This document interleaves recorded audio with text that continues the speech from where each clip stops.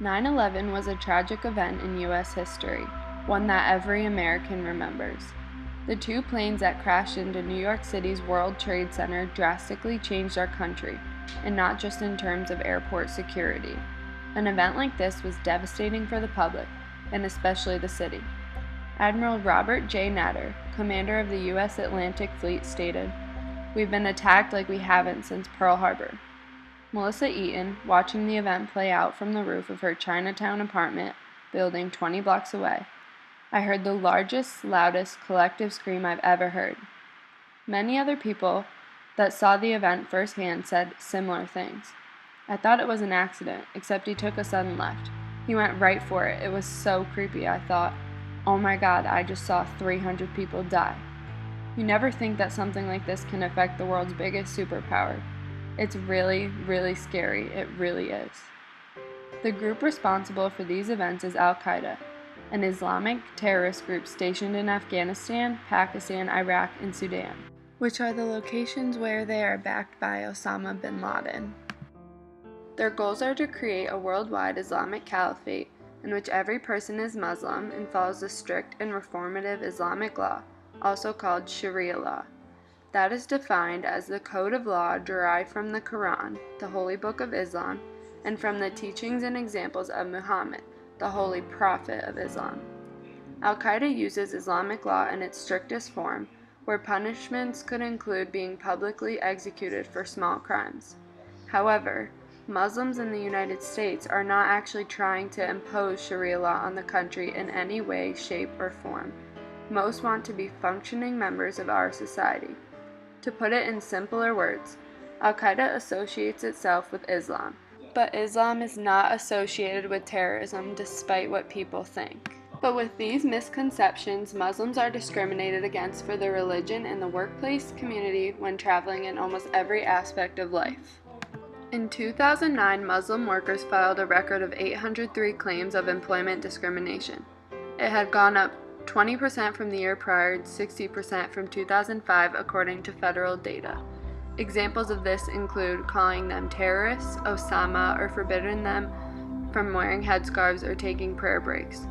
Muslims make up under 2% of our population, but they account for about 1/4 of the 3,386 religious discrimination claims in 2009. The workplace environment is not the same as it was pre-9/11, as the statistics display. Muslims aren't able to work and live peacefully because people link their religion with terrorism in groups like Al-Qaeda. JBS, a meatpacking company in the U.S., is a workplace for 160 Somali immigrants. They sued the company after supervisors and fellow workers cursed them for being Muslim, threw blood, meat, and bones at them while also interrupting prayer breaks. Some less severe incidents include an 18-year-old girl being turned away from working at Abercrombie & Fitch for her hijab, which is a headscarf. Probably one of the worst areas of mistreatment is the construction of mosques, Muslims' place of worship. 2 days after 9/11, Patrick Cunningham attempted to set fire to cars in the parking lot of a Seattle mosque and then fired a gun at worshippers. He pled guilty and was sentenced to 78 months in prison. One major controversy regarding mosques is the construction of a mosque on Ground Zero, where the events of 9/11 took place. There was a large anti-Muslim and anti-mosque protest following the announcement of its possible creation. Many Americans felt it was disrespectful, and those that felt more strongly had even more harsh words that they spelled out on poster boards. Planned a new mosque just a few blocks from Ground Zero, setting off a national furor. Muslims have the right to practice their religion as everyone else in this country. That includes the right to build a place of worship in a community center on private property in Lower Manhattan. These kinds of incidents happened all over, not just for the construction of the Ground Zero Mosque. In Murfreesboro, Tennessee, there were large protests and acts against Muslims before, during, and after the construction of a mosque and Islamic center. Because of the Muslim Al-Qaeda members that crashed the planes into the World Trade Center, Muslim travel is not easy. When traveling, some women are asked to take off their headscarves at the airport for security checks, which is something they would only do in the comfort of their home. They also will face excessive security checks and questioning, making the traveling process a large hassle. Tourist visas are another issue. In 2002, the number of tourist visas given to Pakistani citizens, a predominantly Islamic country, fell almost 70%, and immigrant visas dropped more than 40% compared to 2001. Egypt and Morocco also experienced very sharp drops in visas issued in 2002. Those that struggle the most with American Muslim opposition are today's youth. They are referred to as Generation 9/11 because of the way they have become objects of ridicule at school or suspicion at airports. Only 58% of foreign-born Muslims said Americans were generally friendly to them, while only 37% of their native-born offspring agreed. They've lost faith as their uncles and fathers were among many Muslims to be arrested without warrant and/or deported. There are several patterns showing these children turn away from their faith or change their name to prevent any sort of maltreatment from non-Muslims. They feel the need to change who they are and not worship their beliefs because they are scared, in the same way that our country is scared of terrorism. One girl's peer said in her presence that all Muslims were terrorists. Her relatives were turned down for jobs and harassed at the supermarket.